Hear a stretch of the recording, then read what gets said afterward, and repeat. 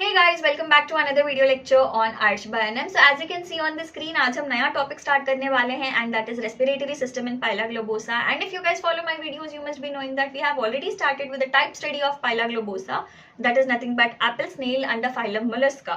ठीक है, and under that we have already completed external morphology of Pila globosa and digestive system of Pila globosa. And with today's video, we will finish off the respiratory system of Pila globosa as well. Now before starting the video, आपको एक clarification देना है. If you guys have watched the external morphology of Pila globosa वाला वीडियो, उसके अंदर head region के अंदर we will come across this word called as nuchal lobes. ठीक है, I repeat, external morphology of Pila globosa के वीडियो में हेड रीजन के अंदर we will come across a word called nuchal lobes. वहां पर न्यूकल लोब्स को हमने कह दिया था nuchal lobes are also called as pseudopodia, which is incorrect. Nuchal lobes are also called as pseudepipodia and not pseudopodia. अगर आप मेरे नोट्स बनाए, just get back to that page, external morphology of Pila globosa. उसके अंदर head region रहता, head region के अंदर nuchal lobes बोल के टर्म रहता, which is called as pseudopodia करके अपन लिखे थे, बट इट इज सुडेपिपोडिया. पढ़ाते टाइम पे ना एक फ्लो में रहते अपन, एक तो कॉन्सेंट्रेट थोड़े टर्म्स में नहीं होता, वही हुआ है. सूडोपोडिया लिख के था तो मैं सूडोपोडिया ही बोल दी, but I wanted to correct it. It is called as pseudepipodia and not pseudopodia. This is the third और fourth time I am telling. I hope this is clear. वो एक क्लैरिफिकेशन देना था बस. Now getting back to the video, we are going to talk about the respiratory system. Respiratory system किस में help करता है भाई? गैसियस एक्सचेंज करने में हेल्प करता है, राइट? अब अपन सबको मालूम, ये जो पाइला ग्लोबोसा है, which is also called as apple snail, it will lead its life on land and in water as well. Hence it is an amphibious organism, right? Land पे भी जीता उन्हें, पानी में भी जीता. तो अब दो जगहों पे जीता, तो उसको two types of respiratory systems होना, मतलब ड्यूअल मोड ऑफ रेस्पिरेशन उसके पास दिख जाता भाई. एक एरियल रेस्पिरेशन है, एक एक्वेटिक रेस्पिरेशन है. क्लियर है? एरियल रेस्पिरेशन मतलब जब उन्हें लैंड पे रहता, एक्वेटिक रेस्पिरेशन मतलब जब उन्हें पानी में रहता. सिंपल टर्म से क्लियर है भाई. एरियल मतलब लैंड, एक्वेटिक मतलब पानी. ठीक है, अब एरियल रेस्पिरेशन में उसके पास क्या ऑर्गन्स है जो उसको एड करते जब लैंड पे उन्हें रहता है रेस्पिरेशन करने में? They are nothing but the pulmonary sac और लंग. ठीक है, एक्वेटिक रेस्पिरेशन में कौन हेल्प करते? इट इज टिनिडियम और गिल. यहाँ तक क्लियर है? Now moving ahead, यहाँ पर देखो इनके पास apart from these structures they also have one pair of nuchal lobes. One pair of nuchal lobes. Nuchal lobes are also called as pseudepipodia and not pseudopodia. ठीक है, अब ये जो nuchal lobes है, these are accessory structures. अब next ये video में देखो, पूरे वीडियो में first will talk about the gill और the ctenidium, next will talk about the pulmonary sac और lung, followed by the nuchal lobes and followed by nuchal lobes के बाद will talk about the mechanism of respiration. ठीक है, now before starting with the ctenidium और gill, एक और चीज आप लोग समझ लो. ये ऑर्गेनिज्म के पास जो मेंटल कैविटी रहती, it is divided with epitaenia. For example, ये जो ड्रॉइंग में करने वाली हूँ, this is only to explain you guys. Okay, for example यहाँ पर देखो, if this is the mantle cavity of apple snail. ठीक है, अब ये मेंटल कैविटी को एक रिज डिवाइड करती and that is called as epitaenia. So this is epitaenia. White colour thing is epitenia. So epitenia will divide the mantle cavity into left part and the right part. The right part is called as the branchial chamber. Right part is also called as the branchial chamber, whereas the left part is also called as the pulmonary chamber. अब आप इसको याद कैसे रख सकते हैं? Right part is called as branchial chamber, RBC. RBC is right branchial chamber. Left is called as the pulmonary chamber. Right याद हो गया तो RBC याद हो गया तो left automatically याद हो जाता. तो लेफ्ट इज पल्मोनरी चेंबर, ये एक चीज याद रखो. नाउ मूविंग अहेड विद टिनिडियम और गिल.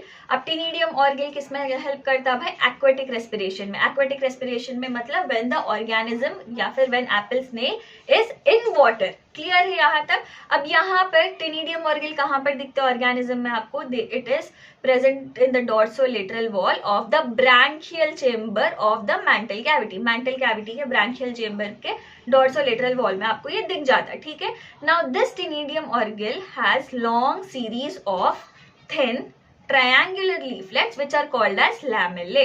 तो बेसिकली गिल के पास क्या है भाई? ऐसे लीफलेट्स है, लीफलेट स्ट्रक्चर्स है which are thin and triangular in shape, जिसको अपन lamellae बोल दे रहे. अब thin triangular shape बोले तो देखो, this is a triangle, triangle का दो पार्ट्स रहते हैं, एक बेस रीजन एक एपेक्स रीजन, ठीक है, बेस रीजन एपेक्स रीजन, ये याद रखो। अब ये जो लैमेले है, those leaflets are nothing but lamellae, right. अब ये जो लैमेले का बेस रहता, it will be attached to the mantle wall. यहाँ पर देखो, broad base is attached to the mantle wall. तो ट्रायंगल शेप का जो बेस वाला पार्ट रहता है that is basically attached to the mantle wall, whereas the apex region will hang freely in the branchial chamber। तो branchial chamber में they'll hang freely, कौन सा वाला region, apex वाला region, whereas base will be attached to the mantle wall। and apart from that, ये जो lamellae रहते, एक दो नहीं रहते, there are many lamellae which lie parallel to each other।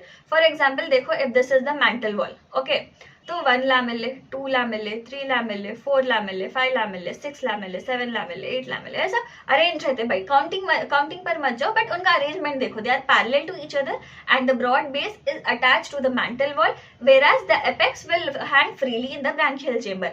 now apart from this, अब ये ड्राइंग तो आप देख लिया, अब ये ड्राइंग में ऊपर नीचे है, but actually they are arranged somewhat like this. बीच वाले जो लैमेले रहते, they are longer in length, बीच वाले जो ये लैमेले है they are long, and as you can observe दो तरफ धीरे धीरे कम होता जा रहा है लैमेले का साइज। तो such gills are called as monopectinate gills.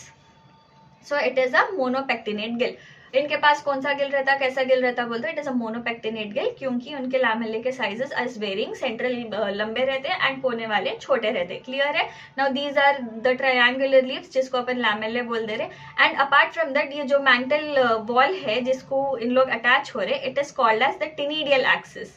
It is called as the ctenidial axis. Let me erase this. तो ये जो लीफ लाइक स्ट्रक्चर्स जितने भी आपको दिख रहे हैं, they are attached to the mantle wall बोले अपन। Now this mantle wall to which the lamellae are attached is called as the ctenidial axis. It is called as the ctenidial axis. I hope this is clear. Diagram से clear है अभी।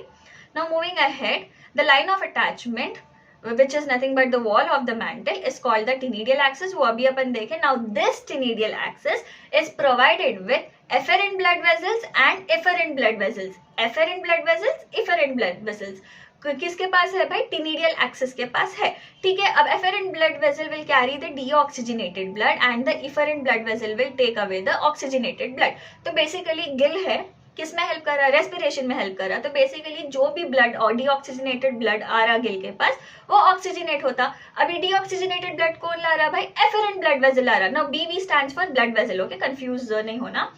अब ये जो deoxygenated blood है वो गिल के पास कौन ला रहा है, it is afferent blood vessel. And once the blood is oxygenated, वापस ऑक्सीजनेटेड ब्लड को कौन लेके जा रहा है, that is the efferent blood vessel.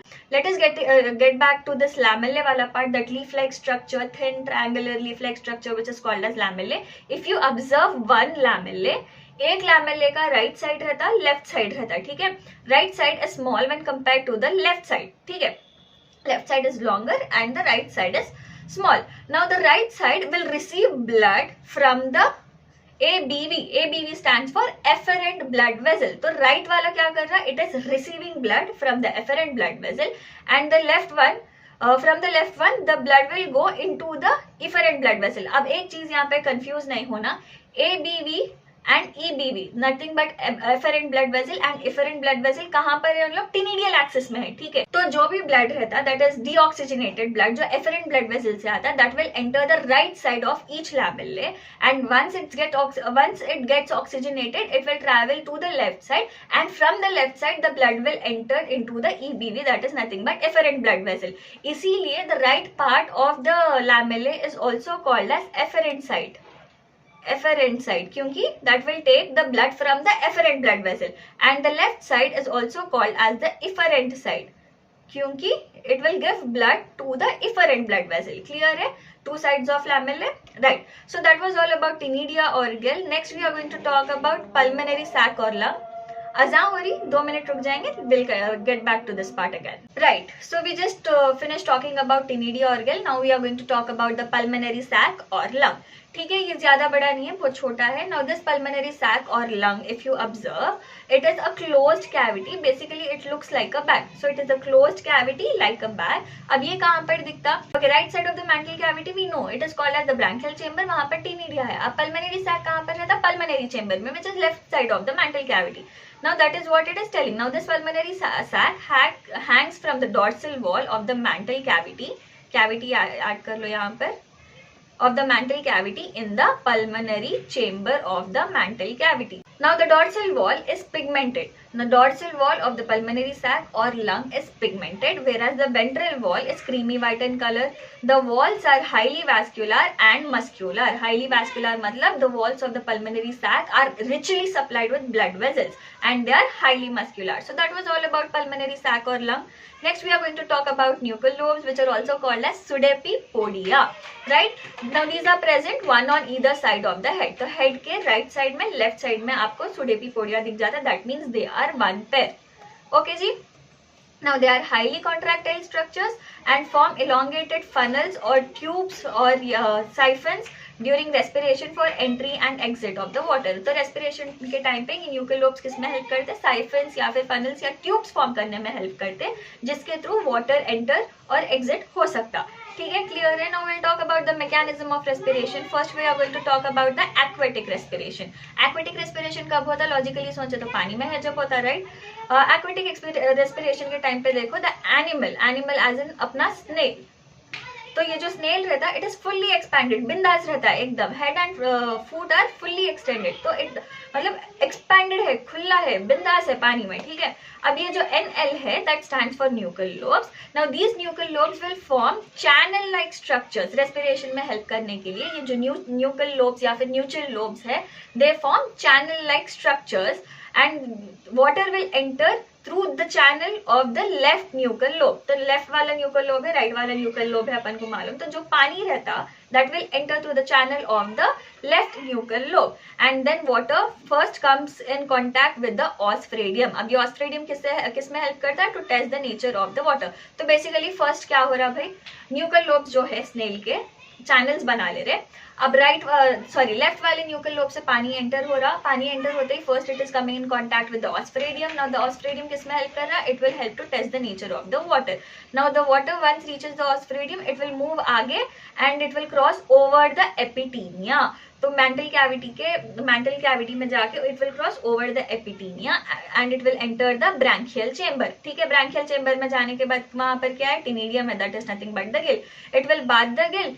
Deoxygenated blood will converted to oxygenated blood. वहां पे ऑक्सीजन का एक्सचेंज होगा एंड द वाटर करंट पूरा काम होने के बाद the water current passes out through the right nuchal lobe. Left से वाटर करंट अंदर जा रहा, राइट से बाहर आ रहा. बीच में क्या हो रहा? First it is meeting the osphradium. After meeting the osphradium वहां पे वाटर का क्वालिटी टेस्ट हो रहा है. Then after getting tested, the water will cross over the epitynia and it will reach the branchial chamber. Branchial chamber में reach होने के बाद it will bath the tinidium. Tinidium के पास क्या होगा? Gaseous exchange होगा. जो पानी में ऑक्सीजन है that will be taken up by the tinidia or gill. Right? वहां से काम होने के बाद पानी will come out through the left nuchal lobe. Right nuchal lobe. Clear है यहाँ तक? Next we'll talk about the aerial respiration. अब एरियल रेस्पिरेशन में देखो, जब ऑर्गेनिज्म या फिर जब the animal is on land या फिर animal is in water but on the surface of the water. तो दो केसेस रहते हैं एरियल रेस्पिरेशन के. पानी के सर्फेस में जब ऑर्गेनिज्म रहेगा, जब होगा या तो एरियल रेस्पिरेशन और when the animal is completely on land. First will see the case when the animal is on the surface of the water. तो जब क्या करेगा वो, it will the left nuchal lobe projects out as a tube और siphon above water and air is drawn into it. तो बेसिकली जब पानी के सर्फेस में रहता, न्यूकल लोब जो रहता, left nuchal lobe will project out as a tube, जिसको अपन साइफन बोल देते हैं. ठीक है. अब वो साइफन के through air will enter into the siphon of the left nuchal lobe. अब लेफ्ट न्यूकल लोब में जाने के बाद the air will enter the pulmonary chamber. Pulmonary chamber के बाद it will reach the lung nothing but the pulmonary sac. Pulmonary sac. Clear है? तो ये टाइम पे, ये प्रोसेस के टाइम पे the branchial chamber is closed या फिर shut off by epitaenia pressing against the mental.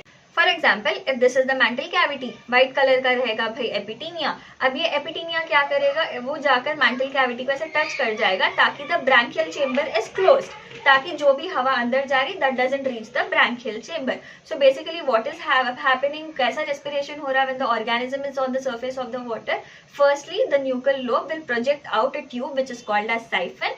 above the water, and वो siphon के through हवा अंदर जाएगी, ठीक है. Once the हवा reaches inside, once the air reaches inside, it will reach the pulmonary chamber, and pulmonary chamber से it will directly reach the pulmonary sac or the lung.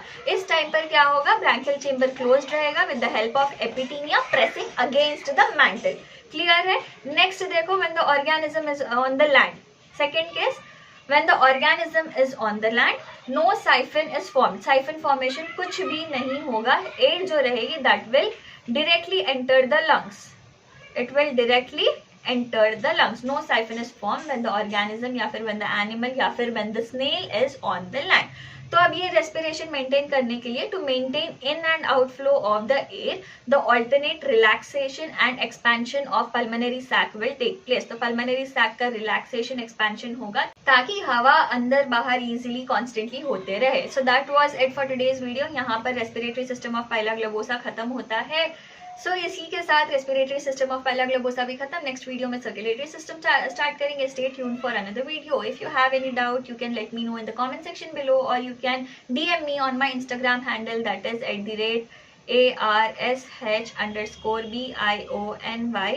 @ARSH_BIONYMS, Arsh Bionems. So yeah guys, let's end the video here. Take care, bye bye, and all the best for your exam.